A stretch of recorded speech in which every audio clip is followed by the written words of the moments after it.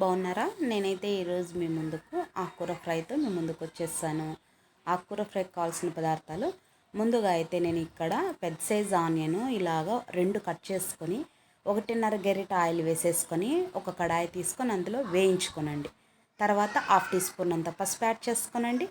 తర్వాత 1/2 tea spoon అంత జీరా add చేయండి. మీకు జీలకర్ర వద్దనుకుంటే స్కిప్ చేయండి ఫ్రెండ్స్. తర్వాత నేను ఇది చూస్తున్నారు కదా, మేము తోటకూర అంటాము, అంటే ఎర్రమల్ల కూర అని కానీ పిలుస్తారు.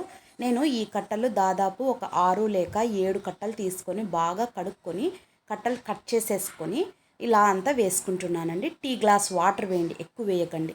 ఇలా టీ గ్లాస్ వాటర్ వేసుకొని మూత పెట్టుకొని ఒక జస్ట్ 15 సెకండ్స్ బాగా మగ్గనివ్వండి. చూసారు కదా, ఇలా ఈ రకంగా ఆకు మొత్తం మగ్గిపోతుందండి.